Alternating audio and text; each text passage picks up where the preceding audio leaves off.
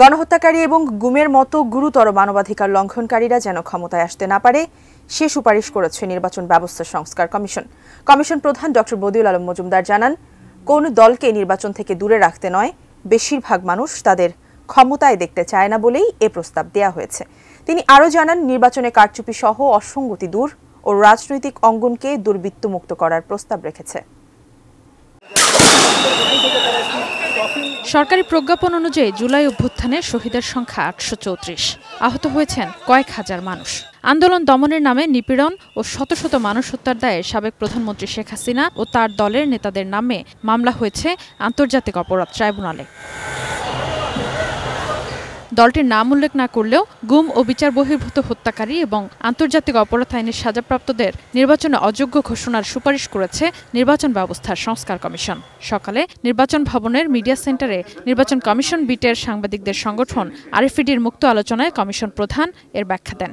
কাউকে নির্বাচন থেকে দূরে রাখা নয়, এটা আমাদের উদ্দেশ্য নয়, কিন্তু আমরা কি চাই যারা আমাদের এই যে অন্যান্য যারা আমাদের নাগরিক তাদেরকে যেভাবে খুন করেছে, প্রায় ২,০০০ ব্যক্তি খুন হয়েছে, এবং যারা গুম হয়েছে, যারা বিভিন্নভাবে গুরুতর মানবাধিকার লঙ্ঘন করেছে,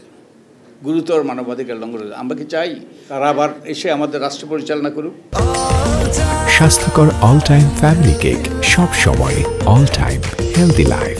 তো এখন আমরা প্রস্তাব করেছি, কারণ অধিকাংশ জনগণে চায় না।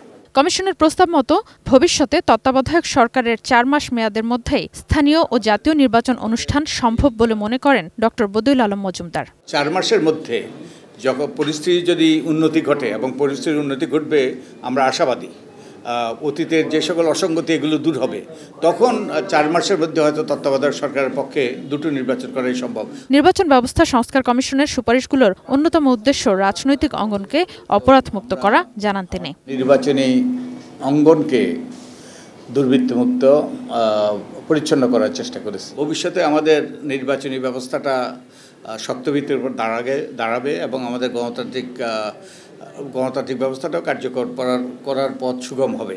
পরিবেশের স্বার্থে নির্বাচনী প্রচারে পোস্টার ব্যবহার নিষিদ্ধ করারও সুপারিশ করেছে কমিশন। কেউ বলছে পুরো জাতীয় নির্বাচন সব। Sadia Afroz, ATN news, Dhaka.